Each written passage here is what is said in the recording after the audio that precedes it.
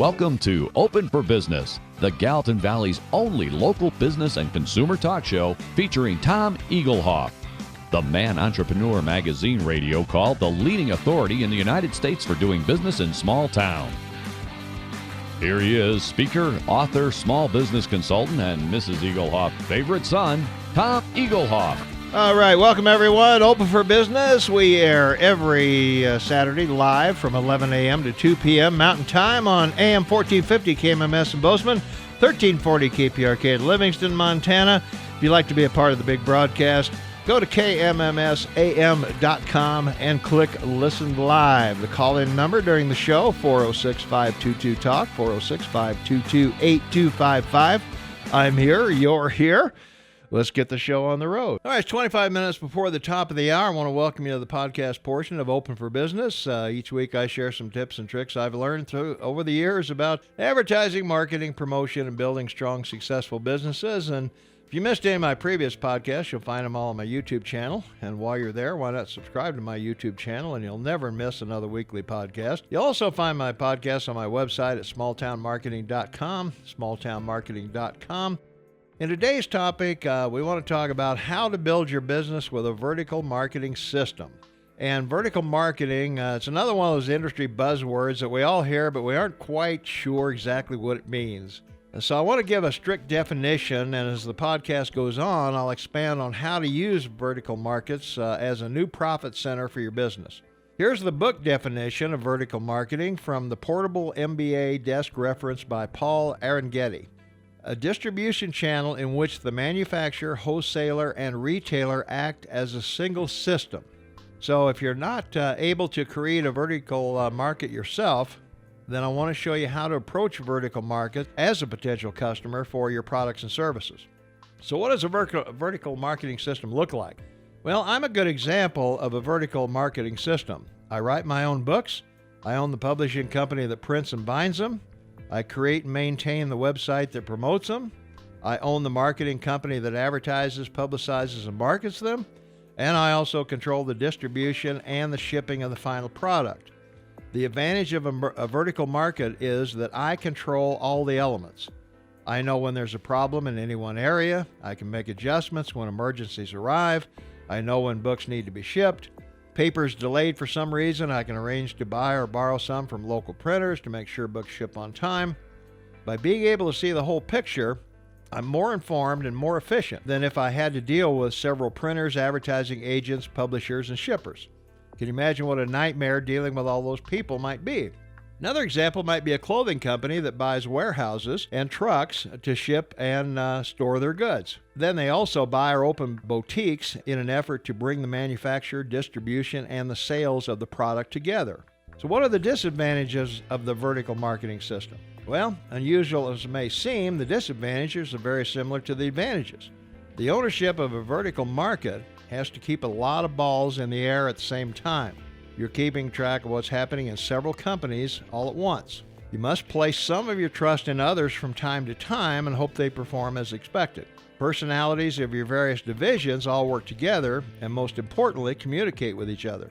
Depending on your business and its impact on your industry, the government might accuse you of attempting to reduce competition. Does the name Microsoft ring a bell? Just when you get used to vertical marketing, then comes vertical integration. So what's this? Well, vertical integration is the expansion of a company by moving forward or backward within your vertical market or industry. For example, we have a company here in Bozeman, Montana, my current hometown, that owns 8 pizza restaurants. They're planning a forward vertical integration by building a microbrewery to brew beer to sell with their pizza in their restaurants. Example of backward integration might be our local pizza company buying farms to produce barley and wheat for their beer or pizza crusts. So are there different types of vertical marketing systems? Yes, there are. The American way is to take a system and try to make it as complicated as we can. So here are some examples of different systems. We have a corporate vertical marketing system. That's a group of companies performing different tasks under one ownership. A contractual vertical marketing system, independent companies that join together for mutual benefit, producer, wholesaler, and retailer, all have subgroups. And a producer wholesaler, that's a franchise operation, falls into this category. The manufacturer licenses the wholesaler to distribute the product. And we also have the producer retailer, another franchise operation where the retailer must meet certain quotas to operate under the company name, like McDonald's, for example. You must be a strong company name if you decide to do this. Retailer, wholesaler. If the wholesalers are the owners, they encourage retailers to band together to buy as a group to receive more desirable pricing. If the retailers are the owners, they're called cooperatives. They buy from the jointly owned wholesaler and share the profits those purchases generate. You also have an administered vertical marketing system. That's the big dog in the meat house concept. Whoever wields the most economic power within the group can force greater cooperation and support from other members of the group. Now, this is all great information, but I can't afford to do any of this. Why should I concern myself with vertical marketing systems? Why? Because they're elephants to your business. What are elephants, you ask? Elephants are businesses that produce big tickets for your business with reduced effort on your part. How much printing does Microsoft do? How much insurance do they carry? How many vehicles do they own or lease? Are you beginning to see the picture? Chances are there aren't many Microsofts in most small towns, but each town has its own specific elements. Some towns may have a university, a large hospital, car dealer, construction company. Sometimes one call can cover many different divisions of the same company, and you may only have to talk to one purchasing agent. What products and services do you offer that might be of interest to the elephants where you live? With the addition of the internet, many companies are able to add additional products or services that make them a mini vertical marketing system. The point of this podcast is to alert you to why we're seeing so many companies merge recently. Vertical marketing can give many companies a major advantage over their competitors. If you can't go vertical, go horizontal. Horizontal simply means that instead of companies being under your control in a vertical stack, they stand beside you as equals. You don't control them, but they don't control you either.